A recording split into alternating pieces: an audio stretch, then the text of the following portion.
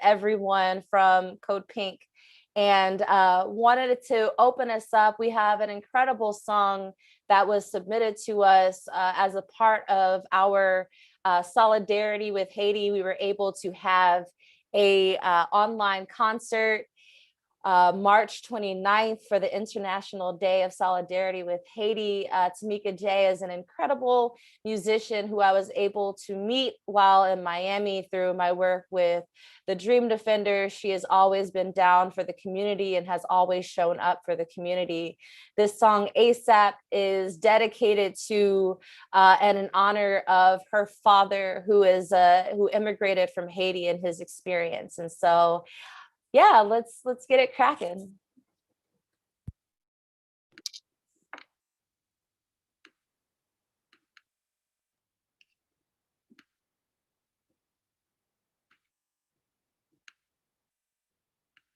Hey you guys, my name is Tamika J, and I will be performing my original song called PSA. And in this song, you will hear my dad talking about his life in Haiti, life in being a Haitian man in America. So enjoy, and let's get into it.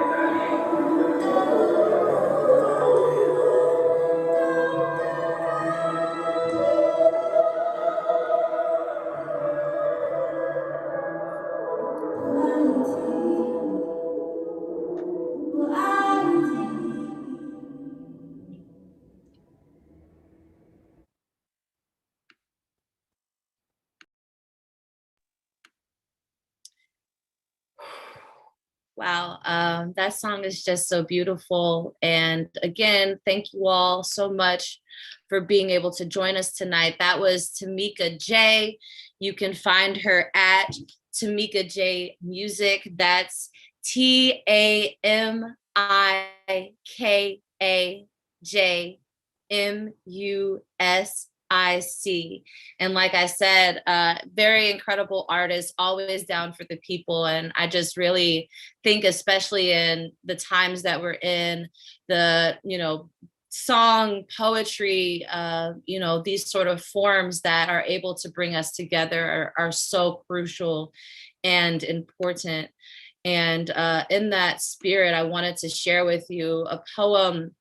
It's called A Poem for Haiti by Maya Angelou. Homo sum humani nil ame alenium puto. I am a human being. Nothing human can be alien to me. This statement was made by Tyrrhenius of Fear.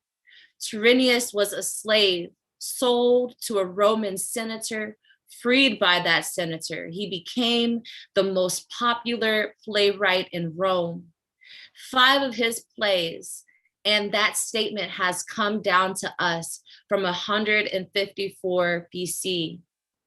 That man, not born white or free or with any chance of becoming a citizen, in the Rome of his day, he said, I am a human being. Nothing human can be alien to me. I have ingested and digested that statement. It activates me and motivates me to say, I am yours, Haiti, yours. Yesterday is a today, or was a day that forever will go down in infamy, or at least it should forever go down in infamy.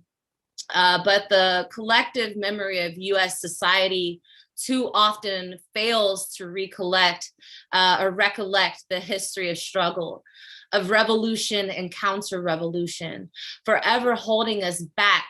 This lack of knowledge of history is an obstacle for the movement to overcome. And if we want to overcome, we must truly challenge the legitimacy of those who are in power and stand in the way of our collective liberation. Those who are in power who do not care whether we live or die, as long as they are able to turn a profit. With one ear on the television, waiting anxiously for the outcome of the Chauvin trial, my other ear was plugged into a debrief that I was a part of with the National Welfare Rights Union. Last week, we held the second of our truth commissions of this year on violence, the violence of the international war on the poor, on the working class, and the impact that it has for all of us that have been dispossessed and marginalized. The framing of these truth commissions is based on the Universal Declaration of Human Rights, a document that was adopted by the United Nations General Assembly on December 10th, 1948, as a result of the Second World War and the so-called defeat of fascism. Eleanor Roosevelt, the widow of US President Franklin Roosevelt, chaired the drafting of the committee. And although the United States signed the declaration in 1979, while President Biden was in the Senate, no less, it has never been sent to the Senate, which actually has to give its advice and consent before the US can ratify it. So although the United States was key in drafting the the Human Rights Declaration, we have not actually signed it. And during the commission, we focused really on the violation of economic human rights that are a part of this framework. The right due to every human being, the right to food, housing, healthcare, living wage jobs, and we also claim the right to communication. The testimony provided during these commissions are delivered by the most impacted. largely women of color, mothers, caretakers, etc. And you might be wondering, am I at the right, is this the right webinar? Am I in the right discussion? And I say that all of this is because on the call yesterday, we're debriefing, we're waiting for the verdict of the Chauvin trial. And I recognize that while I know the Universal Declarations of Human Rights, although I know, for instance, that it is wrong for anyone to kill anyone, let alone a police officer, it's weird in which you find that you don't actually internalize that, or I found that I haven't actually been able to internalize that deep in my spirit, into my core. The right to farewell, the right to food, to housing, to this access. And, I was really getting down on myself, but it's just like, how do we actually believe in the right to farewell and the right of our humanity, of our dignity and our rights and sovereignty, while we live in a system that the idea of freedom in action is limited only to the freedom to starve or the freedom to die. And again, it might sound funny for me to open a conversation that we're about to have on the relationship of deportations to imperialism, but I believe that in the crux of our conversation, our critique of the United States, the state, and our push towards true democracy for all of the 99% is a conversation on what it means to be human and what our humanity entails and what it means to actually unite the working class internationally that has been so historically divided. What does it mean to actually be in solidarity with one another, to understand the conditions that we are living in, who we are up against, and who we are as a people? The National Welfare Rights Union believes that the poor and dispossessed are organizing for universal human rights. And we are finding and uniting leaders for our survival and collective welfare for everyone. And so when we think about this conversation, again, that we're having on deportations and imperialism, we want to be grounded in the fact that we are talking about our right to life, our right to humanity. And again, like what that actually means to fight for that right. And so I'm going to open it up to our incredible set of speakers today. I am really excited. I am really honored to be joined by these folks who I've been in the struggle with, who I have been a recipient of the wins and the gains of these folks who have been in struggle. I want to introduce Ninaj Raoul of the Haitian Women for Haitian Refugees. We're also being joined by Eugene Courier of Breakthrough News, David Chung of the People's Forum in Kenya, Alcocer of Unión de Vecinos in California. We'll also be joined later by Ron Peralta of Breakthrough News, who will talk more about the delegation that Breakthrough News went on recently and give us a sort of virtual walkthrough of what it was like to be on the ground during this incredible swell of activity, revolutionary activity in this fight for democracy in Haiti. And so I want to open it up first to you, Ninaj, to talk, the Haitian Women for Haitian Refugees. When reading more about you all, you all are clear about the fact that your work, the organizing work that you all do, is a response to the needs of Haitian refugees that have been forced out of their homes to immigrate, fleeing persecution, war, violence, all of that. And so I wanted to talk with you about, can you just tell us more about the work that you all are doing, about the community that you are working with, and what's going on today? Sure, thank you, Sierra, and I'm happy to be here with all of you. I'll just tell you a bit about Haitian Women for Haitian Refugees. We're based in Brooklyn, New York, and we've been around for 20 years. And we were first founded in '92 to respond to the human needs of Haitian refugees. and immigrants that were fleeing persecution at the time. It was after the coup of 1991, September 30th coup of 1991, that overthrew the first democratically elected president in Haiti, Jean-Baptiste Aristide. And at the time, the military, the Haiti military staged a coup that was basically backed by the US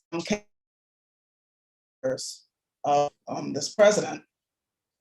And many people had to flee, and they couldn't, most people couldn't flee by plane, and they had to flee by boat, and coming into being detained in Guantanamo, in Guantanamo Bay, Cuba, which is the naval base, the US, the space in Cuba that the US is using for a naval base that they were supposed to give back many years ago to Cuba.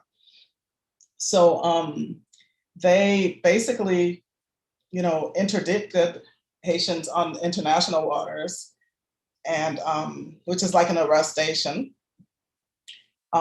In most cases, burnt all their belongings and the vessels that they were on, brought them on this boat and put them in this detention camp, and to give them credible fear interviews, which is basically the same as the interviews that are going on today on the Mexico US border, where many Haitians are on the Mexico side right now, or being detained and deported directly from there. So I feel like we've gone full circle, but if we're really gonna talk about what's going, the imperialism and Haiti and how it relates to migration, Haitians, like many other people, love their country and don't want to leave Haiti. But I feel that people are forced to leave for many reasons. We always say that we respond to natural disasters and man-made disasters when we're talking Haiti. If you talk about natural disasters, when the US occupied Haiti from 1915 to 1934 for those 19 years, they chopped down like 3/4 of the trees, like the best trees of Haiti, and shipped it back here for lumber. And that, it's not like they replanted those trees. Some of those trees were hundreds of years old, and they just take it away. And that's what, every time we have disasters in Haiti, you hear about the problem because of the erosion, that the floods cause a lot more damage to Haiti. So even if you're talking about natural disasters that happen now, you can link this to imperialism. Just about everything you can link to imperialism of why people have to leave Haiti. The US has been dumping on Haiti. I remember like 2 or 3 years ago when Trump made that comment about shithole countries, and everybody was all upset about it. So, the fact is that the US has been literally shitting on Haiti, dumping on Haiti for many years, and in many different forms. I remember when I first moved, I'm originally from Chicago, born to Haitian parents. And when I first moved to New York in the late 80s, there was a barge of garbage that was going back and forth from New Jersey and Pennsylvania, and nobody wanted New Jersey and Pennsylvania was fighting over. It was a big old barge of toxic garbage, and it went to some faraway country overseas, and they didn't take it, and it came back, and they ended up dumping it in Haiti, right on a coastal city, Gonaïves, specifically in the north. And I remember people getting sick from it. They told people that they were going to pay them to unload it. They had people unloading it with their bare hands. The fish were dying. People were getting sick from the water. But, it's just an example of literally dumping garbage in Haiti that came from here, that nobody wanted, toxin garbage. The US continues to dump crops in Haiti, excess crops, and they subsidize it with our tax dollars. I remember when Bill Clinton was president, remember before he was the governor of Arkansas, and Arkansas is the state that produces more than 30% of the rice in the US, that while he was president, they had all this excess rice, his farmer friends probably, and that he, arranged for them to be able to dump it in Haiti, and it was subsidized by our tax dollars. And so they dumped all this rice. Since then, they've been dumping to this day all this excess rice in Haiti. Rice is a staple in Haiti. Most people eat it, but the rice that's grown in Haiti is a lot healthier than this starchy rice, that enriched rice that they're dumping in Haiti from the US. And so when you do that, of course, it outprices the Haitian farmers, and they're not able to live, and people can't even to buy Haitian rice anymore, which is a lot healthier. And the rice that's grown in Haiti, and mostly in the Latibonite region. So they bring fish over there. Again, the fish that you get in Haiti is a lot healthier than the fish that they're dumping over there. And now they're also dumping peanuts. That's another really basic thing. All of these things are things that Haiti never had a shortage of or had problems producing themselves. So these eventually force people to have to move just to survive. And when they move to, like, let's just take the example of the last few years. For the past 5 years, we've been dealing with the Haitian migrant crisis on the border of US and Mexico. And after the earthquake in 2010, when all the Haitian refugees or the Haitian folks had leave, the earthquake survivors, the countries like Brazil had offered an humanitarian, assistance by allowing them to come to work, because Brazil had the World Cup that they were planning in 2014, and they had to build all these structures and all these stadiums and all these hotels. And so Haitian people started going there. Many people at the time were living in internment camps, had lost their homes. They didn't see how they were going to be rebuilt. So they opted to go just to survive. And also what happens when you have these kind of disasters, and I remember the same thing happened in New Orleans when Katrina hit. It's like they push people out, even if remember they pushed all the people out of the projects, and they started selling. I remember it was shortly after, it was Prince Charles was buying land in New Orleans, when people were being pushed out and shipped to Houston. So it's the same thing that happens. If you imagine if that's happening over here, how it's going to happen in Haiti, and all these came in with their so-called forms of humanitarian assistance, when really they were just coming in to push their own agendas.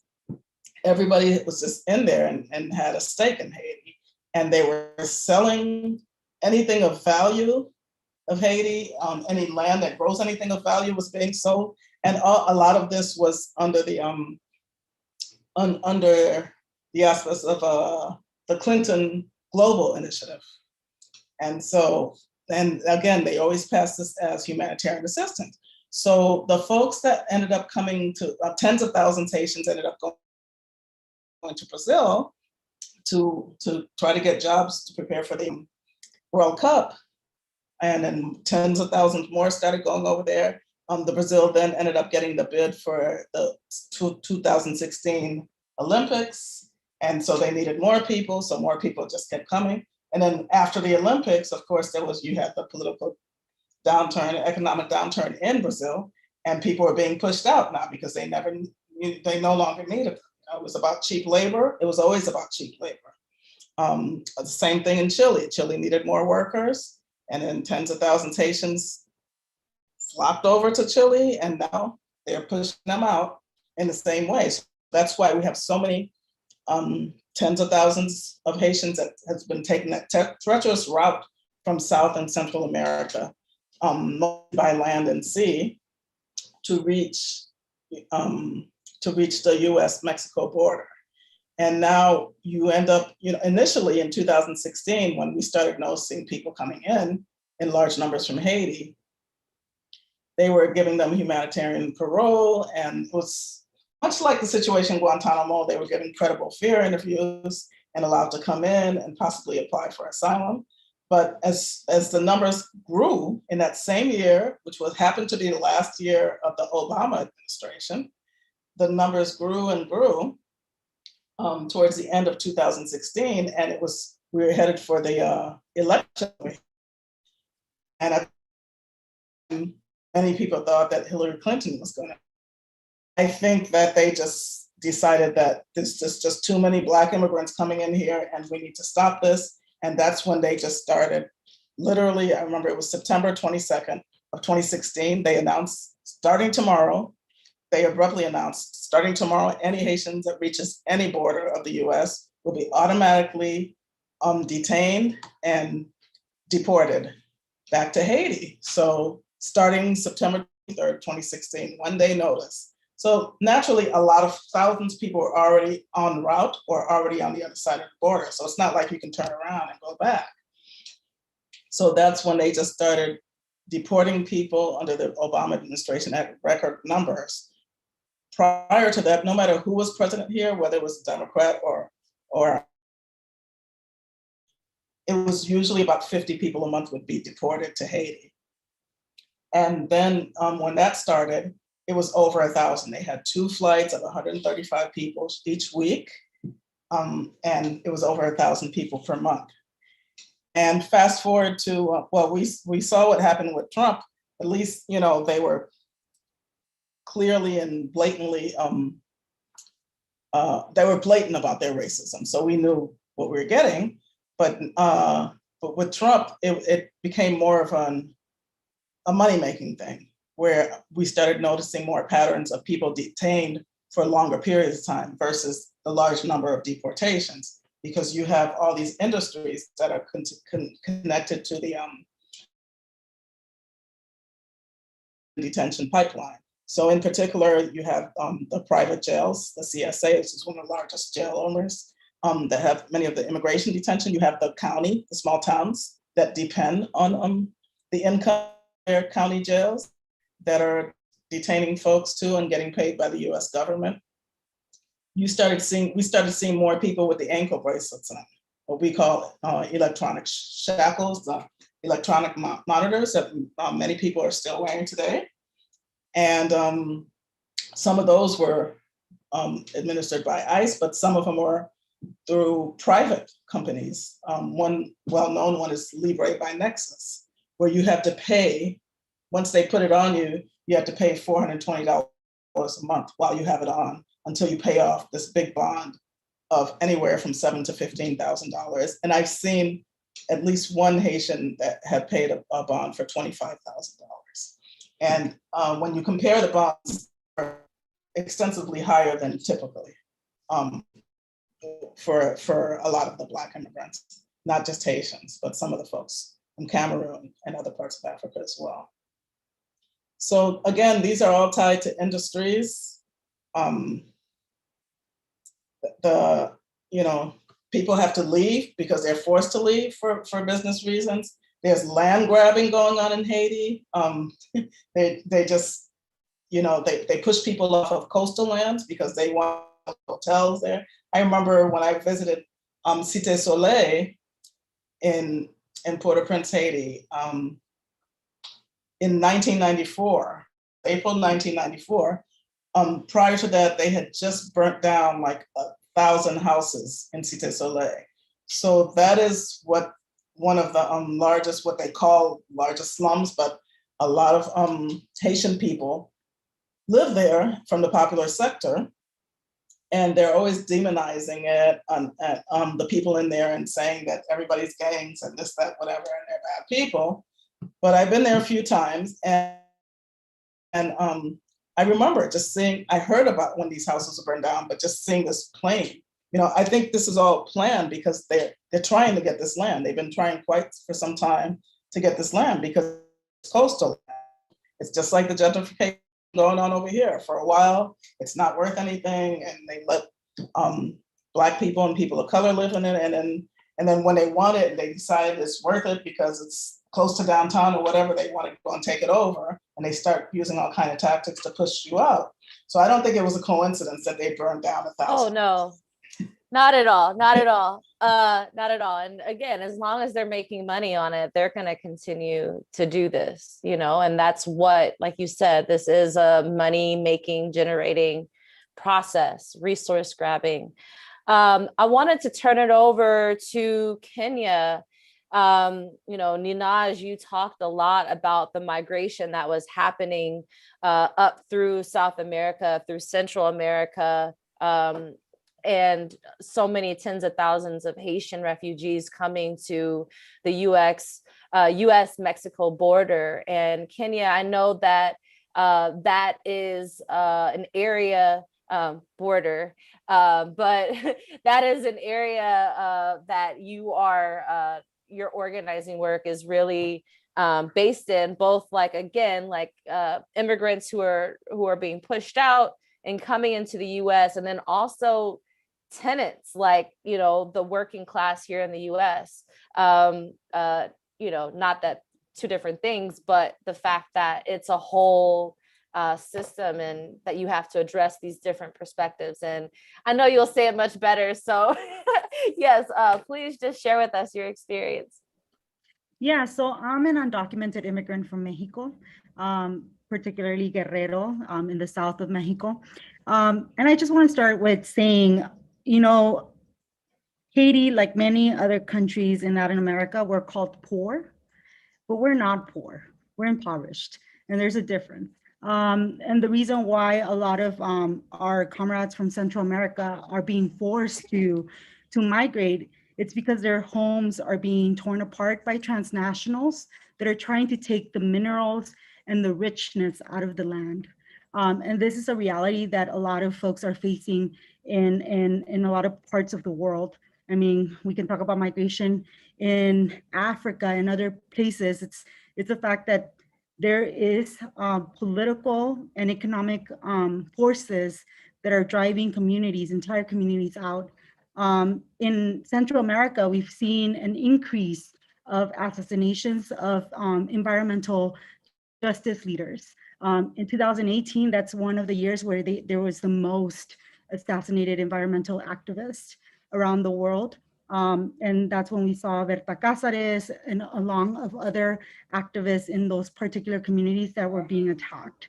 And you see this war economy that the United States launches against other countries, whether it's with coups or again, with huge transnational companies coming into communities and really trying to take over some of the lands. We saw what happened in Bolivia with Evo Morales being taken out of power. And this is all because of resources, natural resources that they want to control. Let's be real about what's happening here. It's not about people just wanting to leave their country and come to the United States because the United States is the best country in the world. I've heard people saying we just want to come here because we want iPads. And it's like, no, people are being forced to come to this country. Mexicans, we're right next to the border. We are, after 1990s with the NAFTA treaty, a lot of our communities were forced, especially indigenous communities were pushed to the cities, and people from the cities were pushed to the United States. One of the things that it's an irony, you can go to Mexico and think you're eating a taco with a Mexican tortilla, and in reality, a lot of the corn that it's being sent is sent from the United States. So you're not eating a taco, an original Mexican taco with the maize being grown in Mexico. That's a sad reality that we're seeing in many countries. So that is why we're organizing around not just immigration, but here in the United States with tenants and communities of immigrants that are pushing back. And we're pushing back because we're saying we are here because of policies that have brought us to this country. Nobody wants to leave their home. Nobody wants to leave their families behind. But we are being forced to be here. And now that we're here, you're going to have to deal with us by giving us adequate housing, by giving us the basic human needs that we deserve. And while we're here, we're going to fight for those who've stayed behind and those who are still suffering from all of this war economy that you're pushing onto our communities. We are being displaced twice now. So we were displaced from our countries, and now that we've created communities here in Los Angeles, now we're being displaced by gentrification. And that is not fair. Our communities are always being displaced by one thing or another, and we're making a stance and saying no more. We're fighting back against gentrification, we're fighting back against imperialism, and we're gonna continue to fight against anything that puts our communities at risk. One of the things that we do have been seeing a lot, and we've been hearing about, it's the 225,000 people that are at the border currently. And they're folks from different nationalities, like our comrade said, people from Haiti, people from Central America, and we have a lot of children that are coming on their own with nobody in many instances. And they're fleeing violence. They're fleeing this violence that is perpetuated by this country. We've seen how this country has also trained a lot of the military, a lot of the police in these countries. And if we can make a reflection of how the police acts here in the United States, then we can only imagine the atrocities and the human rights violations that are happening in these countries when many of these sectors are not even monitored. We've known that in many countries, people have disappeared, never heard of. Then we also can add to that the drug violence that happens in those parts of the country, the tremendous dangers that these folks that are walking miles and miles that are having to face, human trafficking, narcs, and all these other things that folks are having to experience on their travel. They're not doing this because they want to just come to the United States. They're doing this because it's a, a last act of survival. We're seeing that folks are trying to survive this. The pandemic obviously hasn't made things easier for them, and the unsanitary conditions that are happening at the border is something that a lot of organizations here are working on, making sure that folks have basic necessities and things that they need. But there's a lack of willingness, not just from the US government, but let's be clear, also from the Mexican government to make things better for the undocumented folks that are on the border. Mexico puts the blame on the US puts the blame on Mexico. And the reality is that we need to find a solution for every single person. And this is not about a country or a border, this is about human beings that need basic needs to be met. And that is housing, healthcare, and we need to make sure that everybody's provided that. We live in the richest country in the world, in the history of the world, and we could easily be providing a lot of things for different people in different communities. The reality is that there is no scarcity. There is enough and plenty for everybody to have something. And we can start by ending the wars in these different parts of the world and allowing folks to go back home in a safe manner. Because people, I'm sure they would want to go back to their home if it was safe for them. And if we were to be able to provide that, then we would be able to solve this unjust immigration systems that are being created. Thank you so much, Kenya. I want to shift it. I mean, we're in Los Angeles now. Want to bring it back to the East Coast, and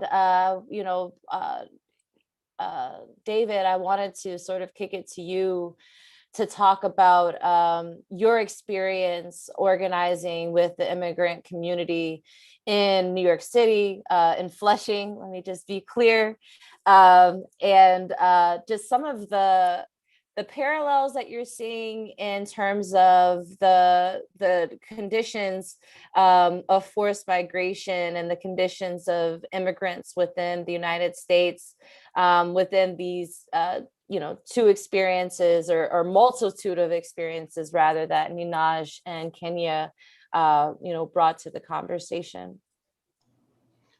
Yep. Thanks, Sierra, and thanks for having us. I wanted to kind of refer back to the title of what does imperialism have to do with deportations and immigration? And I would say in short answer, almost everything. I was thinking of what was the best way to bring my experience into this conversation. And I was thinking back to when I had first started organizing. And it was back in 2012 as a undocumented youth, a so-called dreamer. We were fighting for protection and relief. And eventually in the summer, we won what was called deferred action for childhood arrivals. And I was working for a local nonprofit in New York, in Flushing, called the Minkwon Center at the time. And I was helping other undocumented youth apply for DACA. And I was noticing that a lot of the folks that were coming in were around my age, and had arrived in the 90s, around like when they were young, like anywhere from like 3 to 10 years old. But a vast majority of them were coming in or had arrived in the US in the 90s. And a lot of them were Korean, Asians. And I hadn't yet made the connection yet. I was just kind of very just wanting to meet other people that were like me, and I didn't yet have the political education necessary to study what was the causes. It was mostly just kind of, let's get folks applying for this.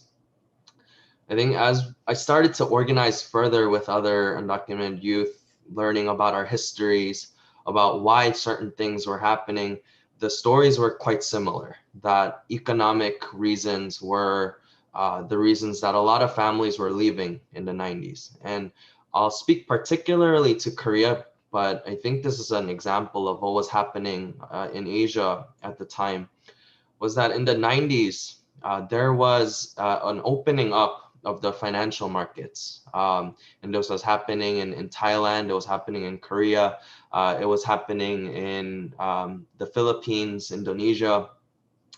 And the IMF, the International Monetary Fund, which is pretty much an arm of US imperialism, and also the World Trade Organization, was pressuring governments to open up their currency markets and their financial markets to these global markets. And in Korea, this was also happening, where there were these conglomerates and the governments were pressured to open up their financial markets. And Wall Street in particularly flooded Korea with money. And then eventually in the mid 90s and particularly 96, 97 is when there was a run on the currency, and a lot of these economies suffered. And the IMF actually in 97 offered Korea a $57 billion loan that was on the condition of austerity and on the fact that there was actually a presidential election at the time, and they actually made the candidates not who were anti-IMF at the time come out and say that they would not have their anti-IMF platforms anymore. And so you have these kind of like tools that US imperialism uses with debt, with money, to extract resources and cause this economic pain and suffering on the people. And then Korea, after actually that day the IMF provides that loan, is actually dubbed National Humiliation Day in Korea. And so you see from that point, almost 300,000 workers per month becoming unemployed, losing their jobs. And this is just in Korea, but it was also happening in other Asian countries. And so when you look at these things, you realize that there is a pattern, that it's not just happening randomly, that people aren't just coming just because, you know, they're hearing a story and they just want to come. It's that they are forced. They have no other means of survival. And so my family was one of those families that, you know, had no other choice, that, you know, that had to leave Korea. And so we're still seeing that today, some of those patterns um, with Korea itself. You know, relative poverty since the 90s has continued to increase. Suicide is Korea is actually still a top 10 country where suicide and particularly in the elderly, the poverty rates of the elderly are immensely high since that time. And so, you know, the elderly don't have the kind of luxury to immigrate. They're kind of forced into to stay, and so they have those high suicide rates. And so, yeah, when we're talking about these kind of what imperialism has to do with immigration and with deportation, kind of circling back, it has almost everything to do with it. And so that's kind of the story and kind of how I had gone into organizing, and the reason why political education and why we need to study these things, and why a united working class, not just with the US, but the US working class has to know that our fate is tied to the fate of the working class internationally, that we can't put our kind of well-being at the expense of other countries, because imperialism at its core is about the extraction of resources, whether it be natural resources, human resources, all types of resources. And so the only way that our working class survives is with the death of imperialism. We need to end it. And so that's kind of what I wanted to contribute. Dang, David, that was awesome. I've known you for like what, 3 years, and I've never heard you tell the story in this way. So I'm really glad that you're able to join us. Yeah, this and definitely feeling these connections and thinking about this last point that you were talking about in terms of the need for us to unite the working class, both here in the United States, but also internationally, and thinking about like, what does that solidarity actually look like? I know, you know, Ninaj and I were talking earlier about, you know, Haiti as this political project in the revolutionary struggle of Haitians for democracy, for sovereignty, and to protect that even after you know, they were able to break the chains of chattel slavery, you know, in Haiti before the, you know, counter revolution that is the fall. But it wasn't only about securing the revolution within Haiti, but Haitians have this incredible legacy. I'm getting goosebumps of defending revolutionary projects of liberation around the world. And as someone, you know, whose family, I'm from the South, New Orleans in particular, and, you know, obviously that legacy of the friendship, the solidarity that Haitians have had throughout history is definitely something dear to me.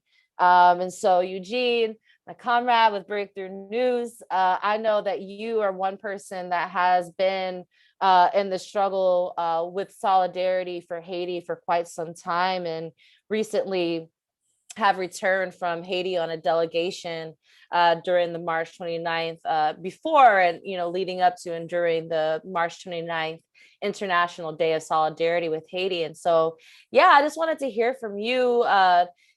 Any thoughts of the conversation that you've had so far, anything that you've been thinking about sharing? I always love hearing your perspective. So well, what I mean, you know, what else can I say? What an amazing panel so far. You know, I'm so honored to be here with Ninaj and Kenya and David, and just, you know, the frontline strugglers. And you know, thank you so much to you, Sierra and Code Pink, for allowing me to be here. I mean, I think this is just so critically important. I mean, there's so many things I could say. I mean, maybe just to start, when you talk about sort of the history of Haiti as a beacon for internationalism in the hemisphere and worldwide, Haiti is the only country in the world with a street named for John Brown, like the America John Brown, Harper's Ferry. And we were in one of the demonstrations there on March 29th. And Juan, who I know is going to speak later and probably talk more about this, pointed out to me that we were on John Brown Boulevard or whatever it is. And then, we turned to go into another street. And I just happened to look up at the street sign. I wasn't planning it. And it was, Rue Martin Luther King. And I was like, you just got to be kidding me right now. Like, here I am in this demonstration in Haiti to take down this US-backed dictator, marching on John Brown Boulevard onto Martin Luther King Street, and going towards an area called the Crossroads of Resistance, where people are meeting and from different parts of Port-au-Prince. I mean, it was powerful and deeply evocative. And I think it speaks 100% to the unique role that the Haitian Revolution has played historically. And that I think it's playing right now, the struggle of the Haitian people to inspire a lot of people around the world. And I think there are so many connections between everything, and it's been mentioned several times.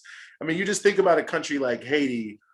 How do you go from in 1980 having 100% self-sufficiency in rice to now having 80% of the rice coming from, other countries? And you look at how that starts. I mean, the IMF structural adjustment programs, in the 1980s, and the predication of, income for the destruction of your own agricultural sector. Obviously, you think about how things are written into documents. I mean, the so-called HOPE Act, which governs tariff-free access for goods into the United States, which is essentially just to facilitate sweatshops.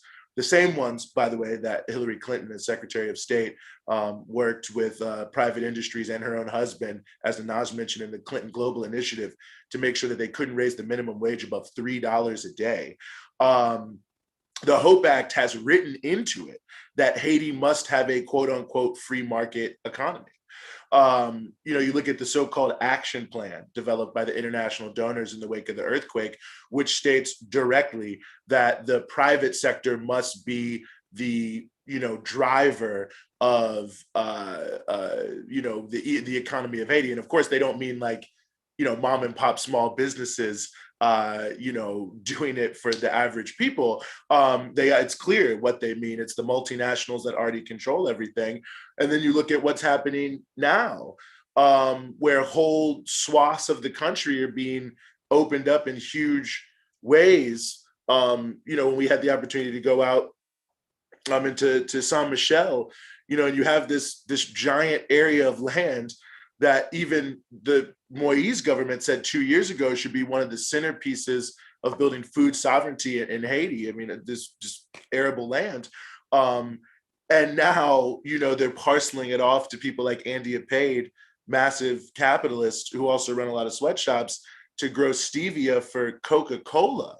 I mean, it's just completely, it's so obvious that this agenda is not unique. I mean, what is the real difference between Jovenel Moïse, Alejandro Giamatti in Guatemala, and Juan Orlando Hernandez in Honduras? And these are three countries that there's no difference. They're all part of the same right-wing political project of elites in league with people in the United States that are deliberately selling off the material resources and exploiting the human resources, both in the home countries and as immigrants in this country, as a strategy for enrichment. And it really is one of those pieces that I think we have to grasp so much. And I said this when Vice President Harris spoke when she became the czar of the border and said we need to deal with the root cause issue. The United States is the root cause issue. And that's so clear. When you are there on the ground. I mean, so many of these things, the lack of agency that's given to the Haitian people in the mainstream media in the West. This is why we went there as breakthrough news, because it's almost as if these things are sort of happenstance. And in the entire story of how people are really valiantly struggling politically to survive every day, creatively in so many different ways in the face of so much devastation is just, it really is inspirational in many ways, even though obviously it's a terrible situation that needs to change and can change. But I just feel like there's really nothing given to show people the negative impact of the policies of this country. It's almost like, well, what's wrong with their country that they have all these problems there, and not what is wrong with us that's preventing people from taking their destiny into their own hands. And maybe I'll just start to close here. I mean, one of the first major political events I ever went to back in 2004, I remember, was in Brooklyn, and it was a fundraiser for the International Tribunal that was happening after the second coup of President Aristide, to try to expose some of what had happened with the United States. 2,000 mainly Haitian Americans and folks who had come from the island. Former Attorney General Ramsey Clark, who just passed, who was leading up the tribunal, was there. And you just think about how much in that amount of time the US policy has actually become worse in many ways, and become more exploitative, and more taking more advantage of Haiti in the wake of natural disasters. I mean, you almost think of just like the phrase that Naomi Klein brought in, like sacrifice zones. Like, I mean, they aren't even, they're deliberately trying to destroy these places and do whatever they can until there's nothing left. And you really see that when you're there on the ground. I mean, the problems are so deliberate and so obviously not things that, so many things. I mean, there's I don't know, 2 to 5 million people in Port-au-Prince. I didn't see one traffic light. Well, come on. There's $20 billion in GDP being created in Haiti every year. So somebody is just saying, we're going to do something else. But I did see 2 Porsche dealerships, even though for many people, the roads that they have to live on aren't paved. People can't get access to clean water, and all these different things. So I'm going to start rambling here, so I have to bring it to a close. But I mean, I think the point being that when you really look at the impact of imperialism on countries like Haiti, on the countries in Central America, which are the centerpiece of this crisis, it really is the main piece, because the governments that they support are supporting the policies, oftentimes in league with this, the United States and the Congress and the different pieces they're putting together, and the international institutions, in order to create the conditions for their own enrichment, but to the detriment of the people. And for these people to be blamed for what's happening is just, I mean, it's such a farce in terms of the discussion around these issues. So I appreciate this event, and I appreciate the ability to put some spotlight on this, because I think there's a conspiracy of silence around Haiti, and it's been like that for many, many years. And most people don't even know there are a large number of Haitians at the southern border in the United States. And there's so many things I think that we need to know. You'll see, I think, some of the coverage from Breakthrough News that we were able to see, and the things that have been talked about, the land grabs, the environmental devastation, the poverty, the food insecurity that people face. And it's all deliberate. It's all directly a result of conscious policies that can be changed. And there's a beautiful, powerful mass movement there shaking the country right now. And every person I talked to who said, what do you want? I said, what do you want us to emphasize when we come back? And they said, the thing we want to emphasize is that people in the United States have to do something about the government there supporting the so-called President Jovenel Moïse. They have to stop, because that is the key stumbling block to making change. So we have an opportunity, I think, to make a difference on this issue in a real way. And I hope that people moving forward really do grasp that and bring Haiti to the centerpiece of our conversations about what US policy is doing abroad. Woo! That was awesome. I just feel so energized. I'm like, all right. Like, Ninaj, I know there was supposed to be a demonstration today. Like, let us know when the next one's coming around. I feel very just energized by this conversation, like I said, and really just being able to look at the way in which this violence that is happening, this dehumanization that is happening, the criminalization of people who are in struggle, who have no choice but to commit, class crimes or crimes of those who have no other means of survival than to rebel than to do it any means necessary to survive. And so yeah, I'm really happy that we're having this conversation tonight, and I know that we're running a little bit behind. And I want to bring in my homie Juan Peralta, who is also of Breakthrough News and was on the ground again, just leading up to and during the March 29th International Day of Action. And Juan, you're gonna just like help us go through this sort of visual tour of what you saw, what you experienced, what you smelled, what you felt on the ground in Haiti. So. Yeah, so I had the great opportunity, like you said, to go to Haiti a couple of weeks ago now. Me and Eugene were out there. I'm just gonna share my screen right away. So this is like one of the first images. Actually, let me take that back. I just want to make sure I'm sharing my sound. Cool. Yeah, this is one of the first things I saw when we went out on our first trip. And it was a mural for George Floyd. Yeah, so this put me like right away into the mindset of like why am I here? And it's really like the need for solidarity. This is a statue of the Maroon Man. This is a symbol of a freed slave, freed by himself. This is a statue that's near the Capitol. If you look here, he has a conch. He's calling for all those who have been shackled to stand up and rise up. If you look at his leg over here, he has a broken chain, and his hand is a machete. He's prepared for battle. This is some of the folks that we were on delegation with. Eugene, obviously here, and then this is our translator and a couple other journalists. This is right outside of a town that we visited.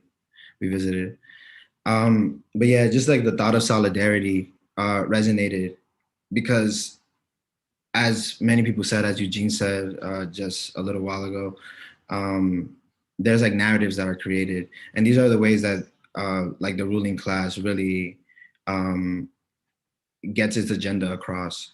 So this is actually a house of some house that was burned down by a local gang that is supported by Jovenel Moise, and that supports Jovenel Moise. This is the kind of stuff that is happening, but in the media, I remember being in Haiti and like looking up what was happening in US media. They were talking about how Jovenel Moise shut down, had helped end a bunch of gangs, but it really ends up being that like, those who are not beneficial to him. So we were in an area called Bel Air here. These are some more of the journalists. And in this area, like people that have shown disdain with the government have risen up, because this is like what they call a popular area, just meaning that the people rise up against the current government. This is the repercussions to that. So it's not only like, oh, these are gangs that support Moise, but these are gangs that not only support Moise, but terrorize communities that are demanding change.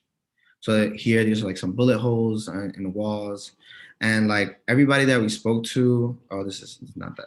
Everybody that we spoke to was like scared to like show their faces. Like they wanted to share their story. But a lot of folks even said that like US media had come into Haiti and made their documentaries and showed people's faces and then left, but they're the ones that have to pay those repercussions. So we made sure that when we were in communities like this, that we were very careful, that we didn't take pictures of anyone's face, but also that like we listened to them, because despite that, like people wanted to share their stories. A lot of the work that we did was traveling and talking to organizers. So these are some organizers that are part of a factory that has like sweatshop conditions. And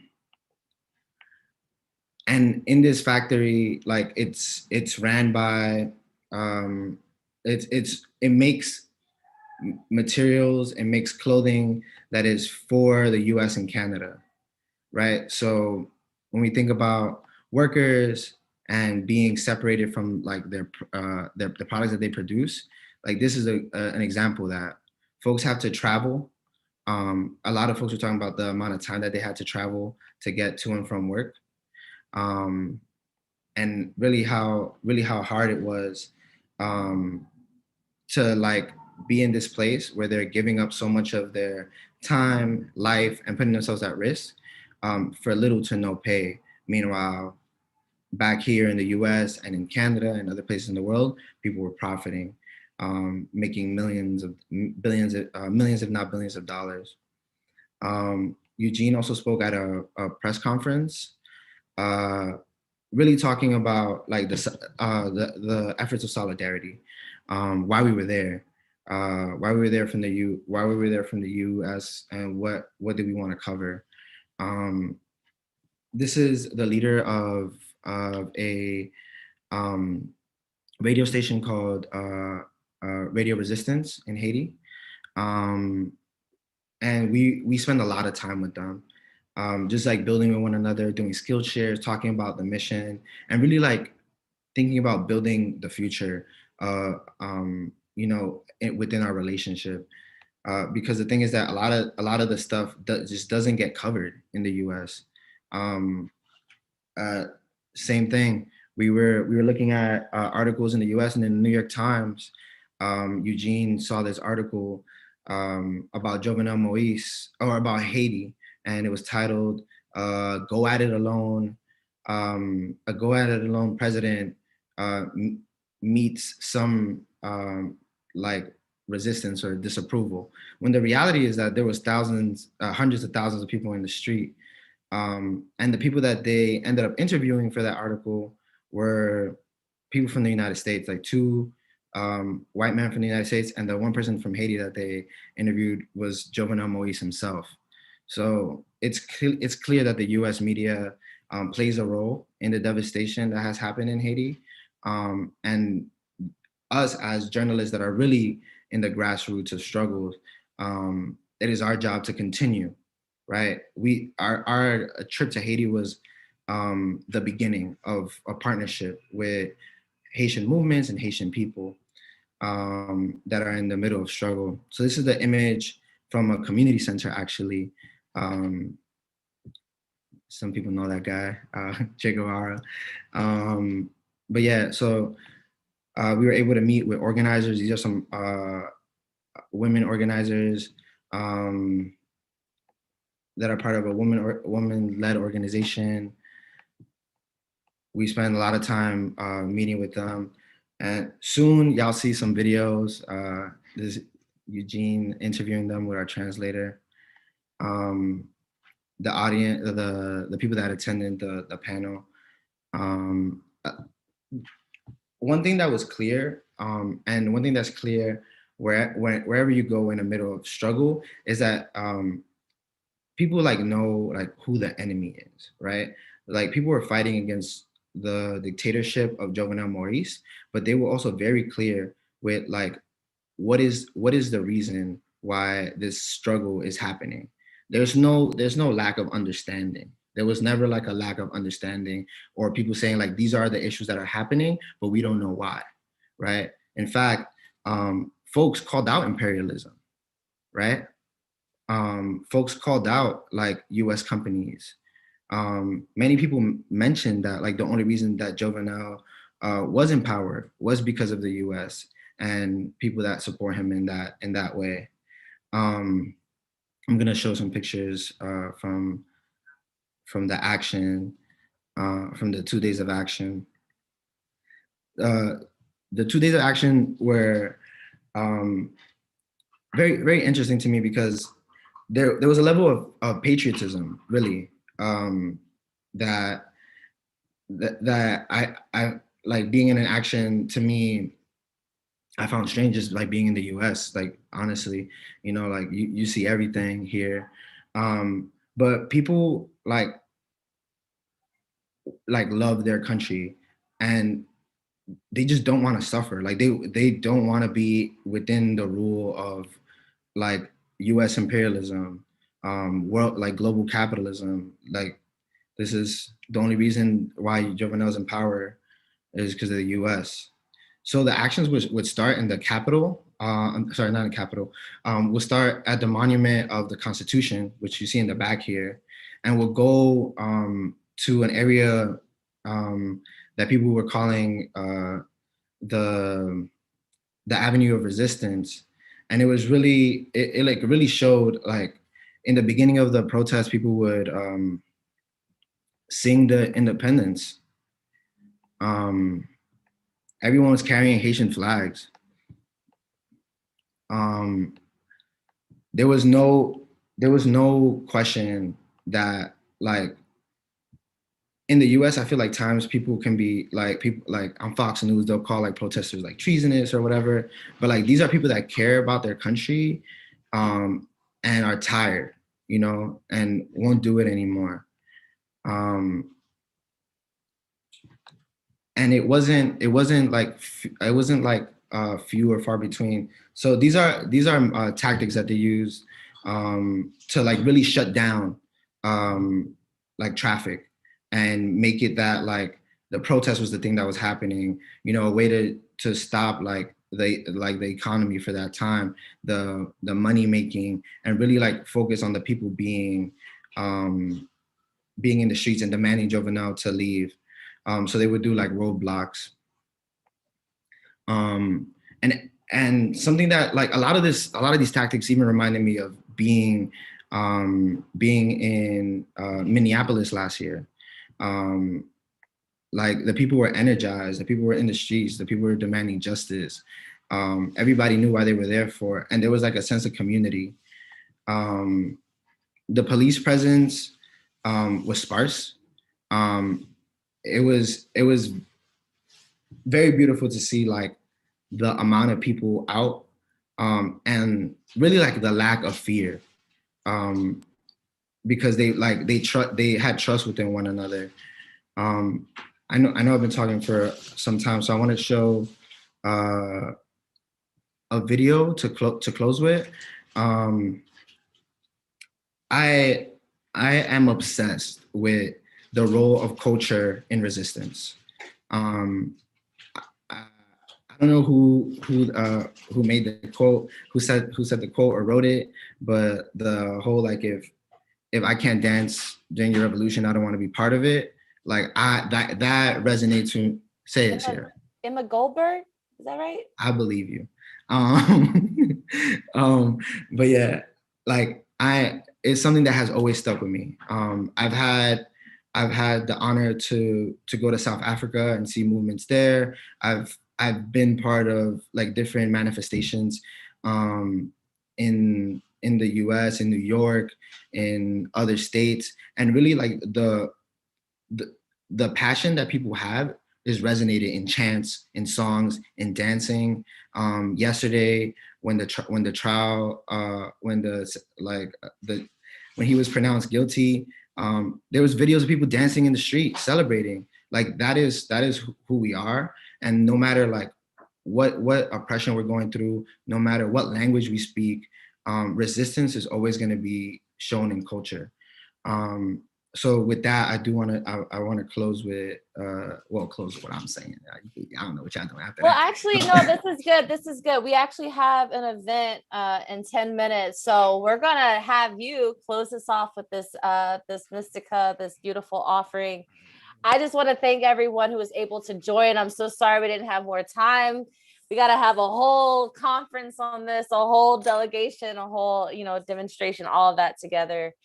This is not the last conversation that we'll have to have together. And hopefully we'll be moving, together within movement, and push it past the talking. So thank you all for joining. Thank you so much to our Code Pink team, the Latin America team, Emily, the comms team. And yeah, Juan, close us out. And everyone else, have a good night.